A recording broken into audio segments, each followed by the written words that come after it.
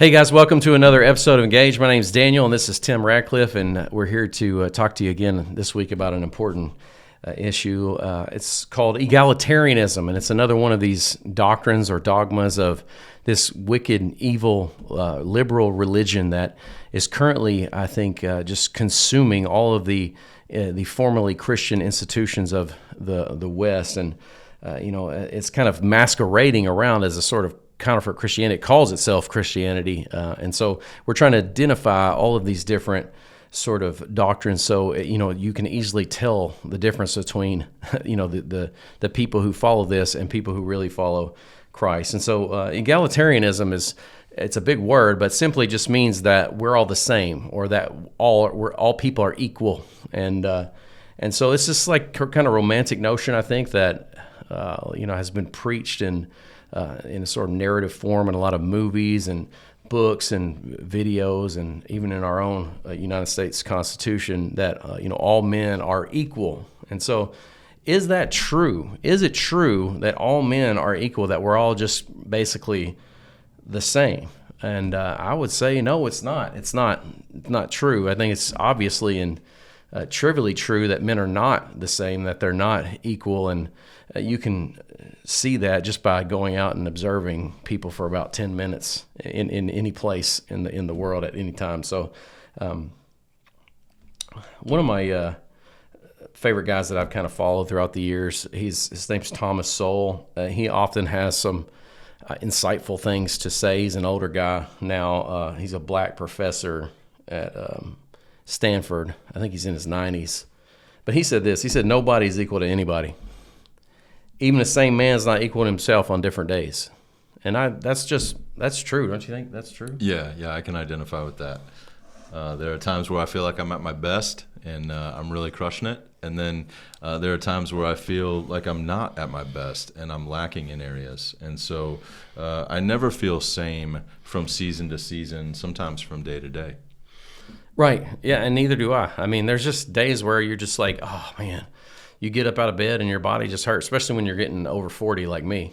And, then there's other days where I get up and I feel like, oh, yes, I can do it. I can go out and pole vault today. But I probably shouldn't do that anyway. But you know what I'm saying? Like, you just feel different. And, some people are tall, some people are short, some people are smart, some people can see really good. Some people have to wear glasses. Some people, there's just a million different things where we could see how people are not the same. And there's just all these different sort of boundaries that God places on us.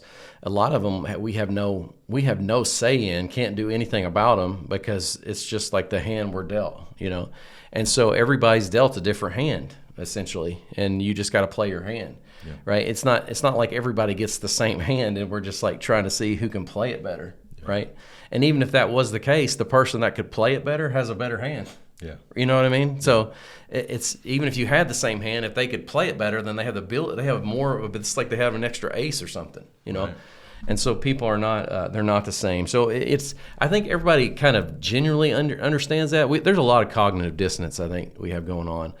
Cognitive dissonance is this idea that people hold different ideas to be true in their head at the same time that are mutually exclusive. So like you could believe that red was blue and blue was red, or green is purple or something, these are like things that can't be true. Mm-hmm. You know what I mean? Or they're going, or you could say, you could believe that all bachelors are not married and all bachelors are married.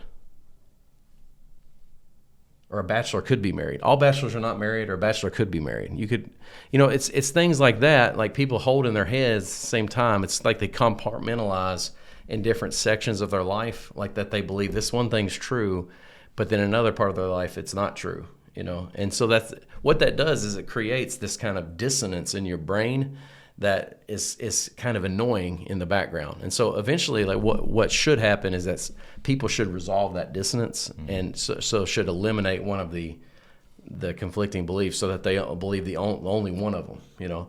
But I don't know why or for what reason, but so many people I think in our society have got to where they'll hold that distance forever, and they'll add a bunch of other stuff that's even more dissonant and never resolve the dissonance. And so I think we have that here with this egalitarianism, because people like kind of know implicitly that we're not the same, Right.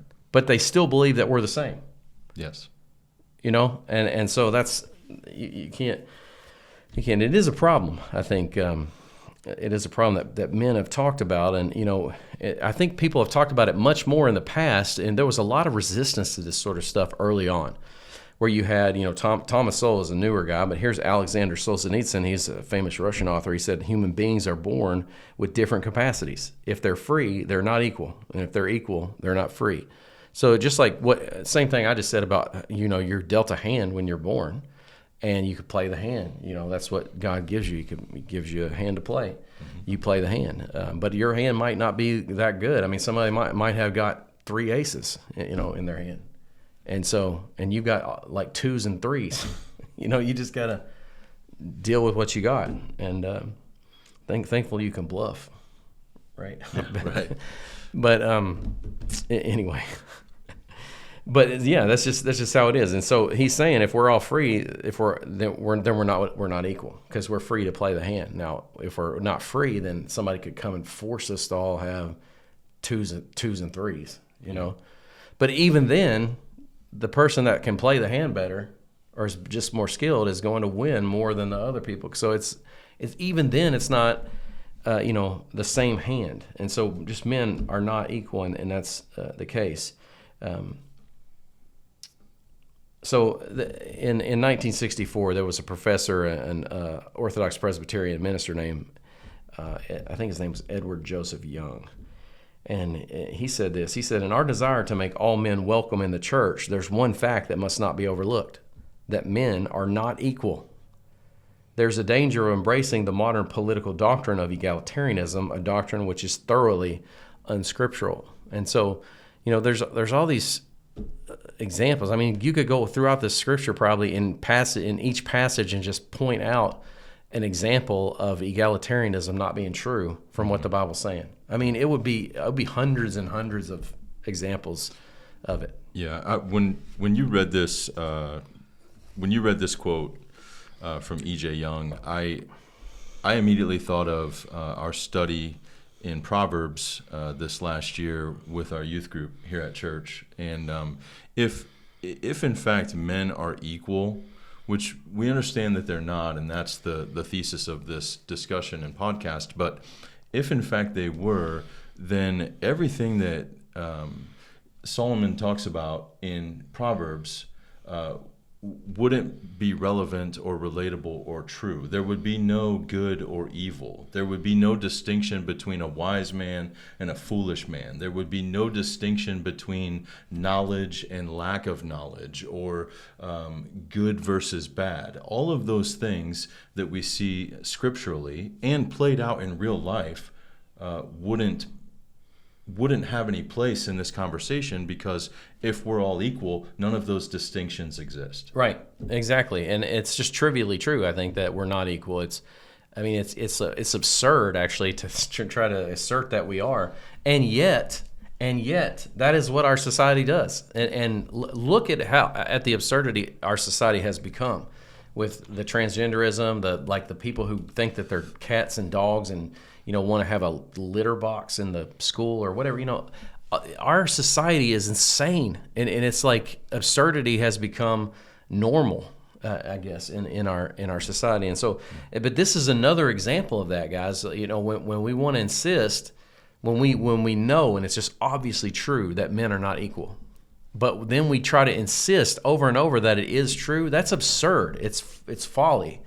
And it creates an environment where that's what's cultivated. Like anything goes, because if the inmates are running the asylum, who knows what's going to be going on? Sure. You know what I mean? So, and that's exactly what we see. And so, what we have to do if we're following Christ, if we're being sanctified in the truth, is we have to be willing to stand up to the zeitgeist and say, nope, that's crazy. That's insane. That's not right.